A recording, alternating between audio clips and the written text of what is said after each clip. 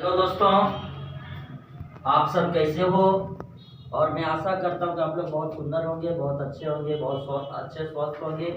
और आज मैं आप लोग के बीच लेकर आए हुए हैं जो टॉपिक है पॉलिटिकल साइंस का, राजनीतिक विज्ञान का। और वो टॉपिक का नाम है मौलिक अधिकार या इसे मूल अधिकार भी कहते हैं।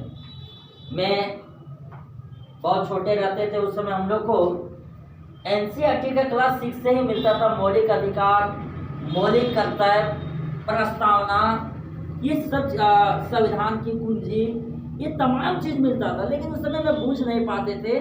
लेकिन मौलिक अधिकार इतना जोर था, इतना इम्पोर्टेंट है कि इसका ये बारे में क्या कहो, ये काफी जोर था। जब समझ सकते क्लास 6 से ही, 6ठी क्लास से ही इसका स्टार्ट हो जाता मौलिक अधिकार के बारे में, जो काफ़ी ज़रूरत है और इसको जानने की भी ज़रूरत है।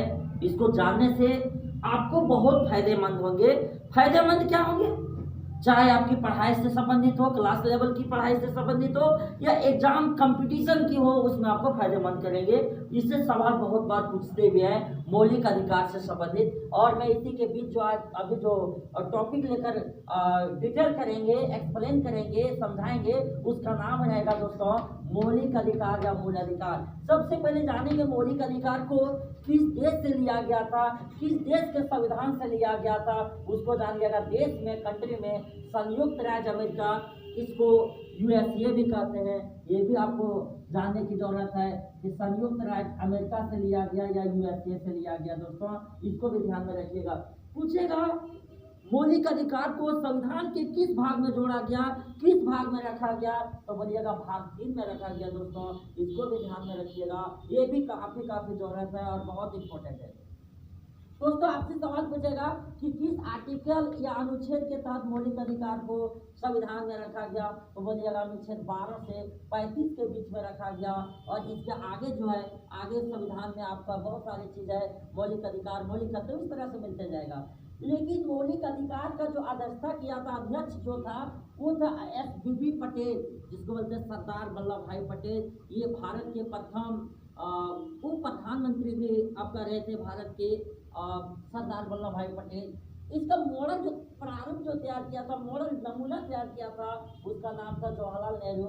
और अधिवेशन जो था, प्रारूप और अध्यक्षता के समय जो अधिवेशन था, कराची अधिवेशन 1931 ईस्वी में इसका मॉडल को तैयार किया गया था। दोस्तों इसको भी ध्यान में रखिएगा, ये भी बहुत इंपॉर्टेंट है। इसकी संख्या जब जानिएगा मौलिक अधिकार की, तो मौलिक अधिकार की संख्या पहले जो है 7 था, लेकिन वर्तमान में अभी 7 नहीं है, वर्तमान में भी इसकी संख्या 6 है।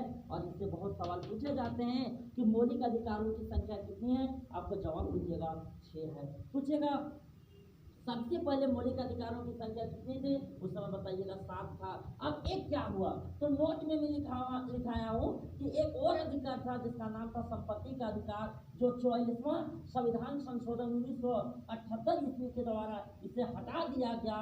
और इसे अनुच्छेद 300 के ए में कानूनी रूप में, कानूनी तौर तरीका से इसको रखा गया। इसको हटा के मौलिक अधिकार की श्रेणी से निकाल दिया गया। लेकिन संविधान के भाग में है, संविधान के पार्ट में है, लेकिन ये धारा अनुच्छेद 300 के ये में रखा गया। 12 से 35 के लिस्ट से निकालकर इसको हटाया नहीं किया है, लेकिन इस लिस्ट से हटाकर इसको संविधान के धारा या अनुच्छेद 300 के ये में रखा गया। दोस्तों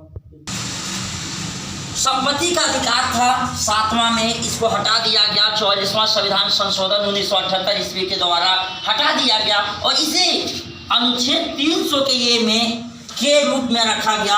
इसको संविधान में ही रखा है, लेकिन मौलिक अधिकार से निकाल दिया गया।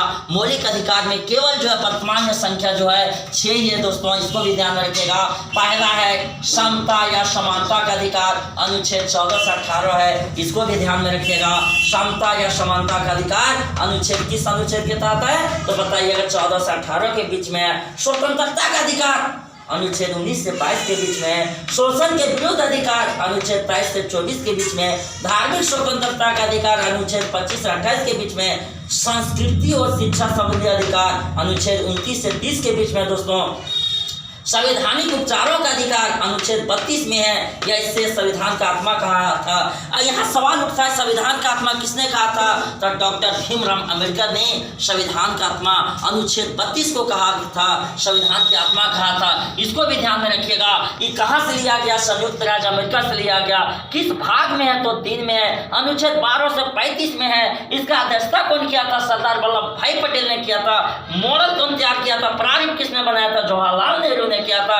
किस अधिवेशन के द्वारा अध्यक्ष या प्रारूप हुआ था? कराची अधिवेशन 1931 ईस्वी में। पहले इसकी संख्या कितनी थी? 7 था। वर्तमान में कितनी? 6 है। ये तमाम चीजों को याद रखिएगा। जो 7 था वो कौन था? उस संपत्ति का अधिकार है दोस्तों, उसको हटा दिया गया और उसके जगह पर बोलने की स्वतंत्रता या प्रेस की मीडिया या प्रेस की स्वतंत्रता डाला गया, जो अनुच्छेद 19 के ये में है दोस्तों। इसको भी ध्यान में रखिएगा। वहाँ पूछेगा कि अगर उसके जगह पर कुछ है तो है बोलने की स्वतंत्रता है और आपका प्रेस की स्वतंत्रता है, जो अनुच्छेद 19 के तहत या 19 के ये में ही रखा गया। इसको भी ध्यान में रखिएगा। ये बहुत बहुत इंपॉर्टेंट है दोस्तों। और मैं चाहूँगा कि आपका ये JCC ऑफ मैथमेटिक्स चैनल जो है आपको बराबर भेजते रहेंगे, इस पर भी ध्यान रखिएगा। और हमारे चैनल को जितने सारे होगा आप शेयर करते जाएं प्लीज़। जय हिंद, जय भारत।